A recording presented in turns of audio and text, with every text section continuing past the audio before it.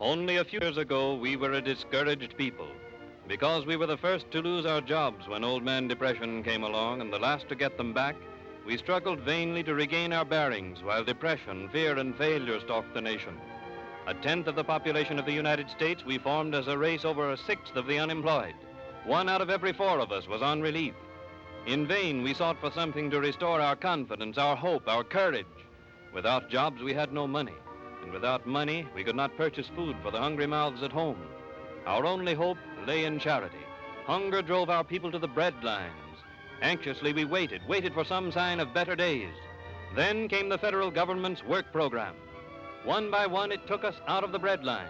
It gave us a new chance to take a normal place in the life of our community. It made us self-supporting. It changed the haggard, hopeless faces of the bread line into faces filled with hope and happiness, for now we work again.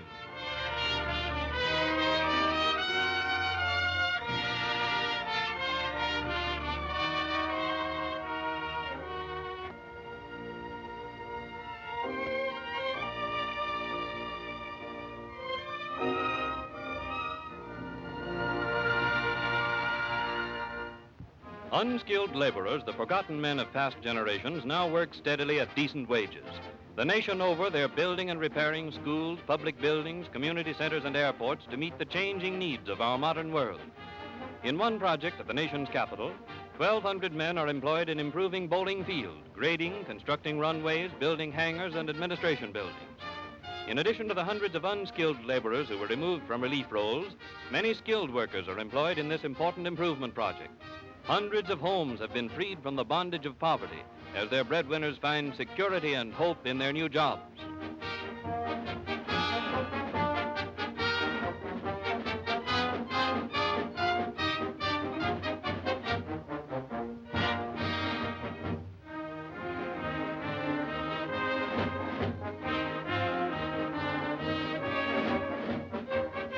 In New York City, a WPA housing demolition project is underway, which will greatly improve the living conditions of families of moderate means. In many other cities of the country, old tenements and fire traps are being torn down to make way for modern buildings containing comfortable sanitary apartments.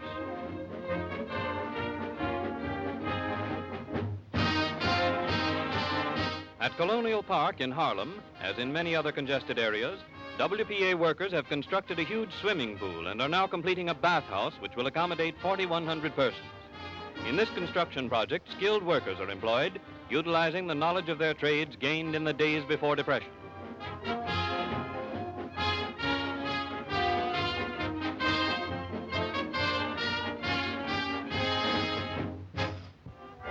Swimming pools are particularly valuable to the community because they offer a haven of relaxation to young and old during the hot summer months.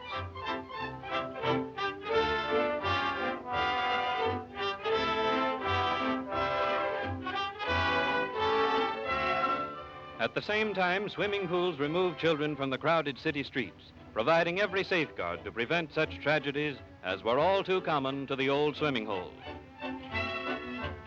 Typical of the park improvement projects underway all over the country is another feature of the improvement program at Colonial Park. A wading pool has been built by WPA workers in which the youngsters may splash to their heart's content. New additions to the playground area have been made possible by the grading and improvement of parts of the park which were formerly merely decorative.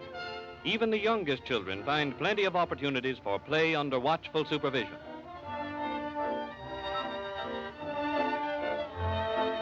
In many parts of the country, nursery schools have been established where almost 10,000 children of our needy families are provided with hot meals, supervised play activities, and excellent preschool training under competent instructors removed from relief roles. In these projects, employment has been provided for 600 teachers, nurses, dietitians, and cooks.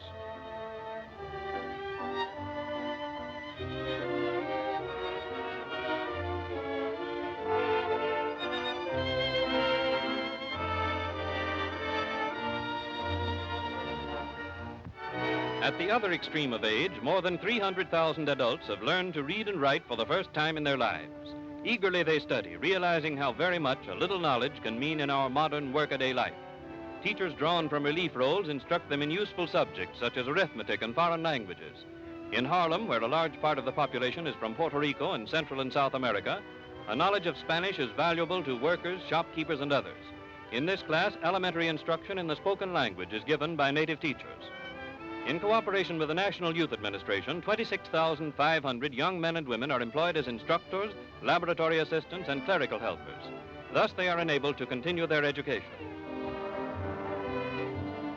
Clerical white-collar workers find employment at filing and checking important records, at typing, and at such unusual occupations as abstracting and filing time-worn land records, so that they may be available for the use of future generations.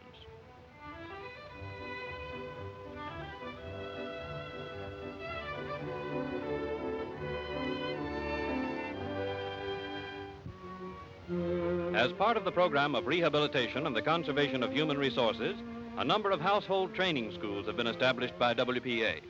In these schools, girls from relief families are prepared for domestic work which will make them self-supporting. Others take the course in order to learn the arts of homemaking for use in their own homes.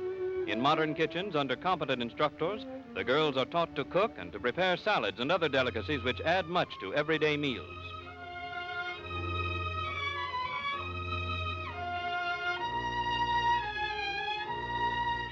Here's where you may be able to learn something. This is the way the girls are taught to make beds, an art which few have mastered.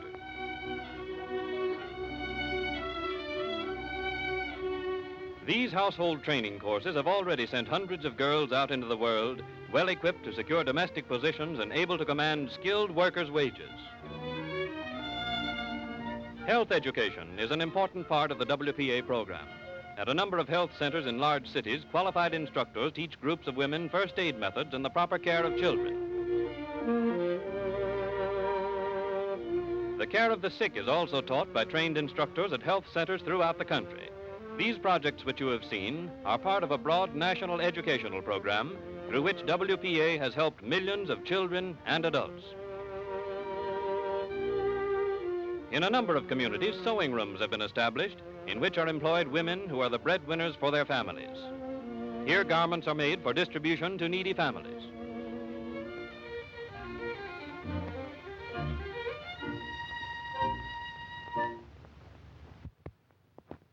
Musicians and singers, too, found employment in orchestral and vocal groups. These art singers, organized and directed by William Lawrence, have successfully presented a great many programs of classical music.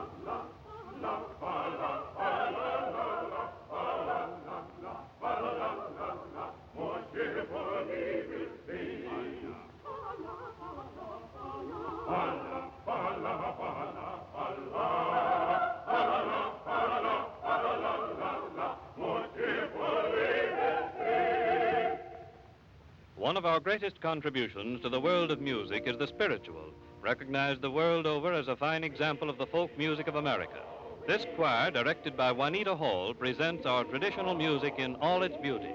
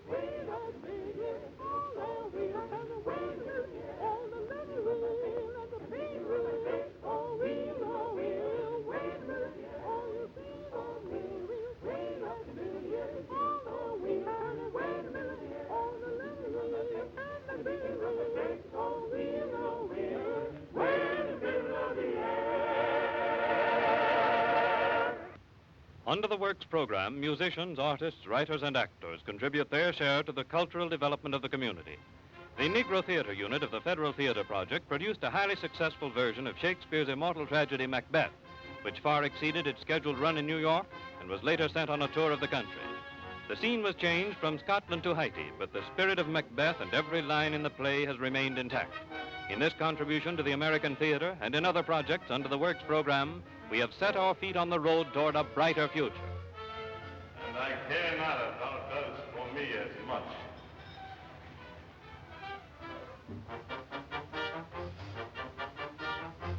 Fear not, till Burnham Wood do come to Dunsinane. And now a wood comes toward Dunsinane.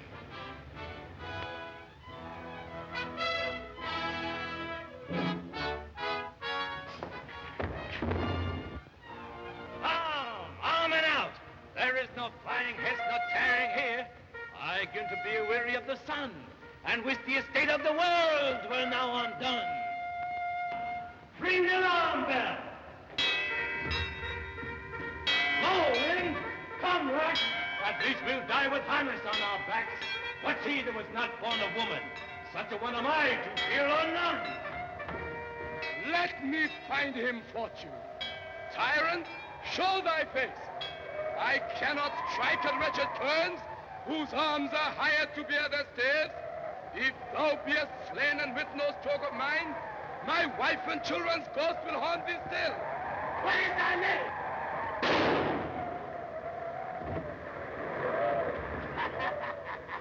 My name's Macbeth. Turn, hellhound, turn! Of all men else, I have avoided thee. But get thee back.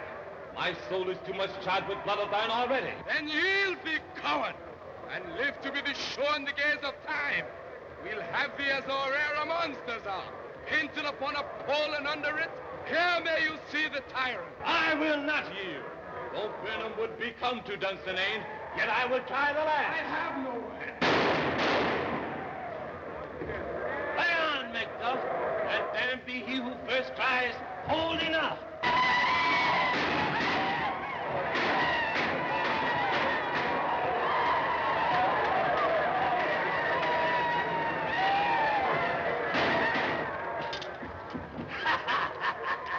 Thou losest labor, for I bear a charmed life which must not yield to one of woman born. Despair thy charm, and let the angel whom thou still hast served tell thee Macduff was from his mother's womb untimely ripped. Accursed be the tongue that tells me so. And be these juggling fiends no more believed.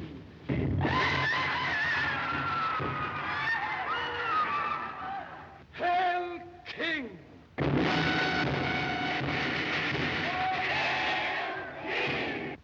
Behold, where stands the usurper's cursed head. The time is free. All hail Malcolm. Peace! The charms wound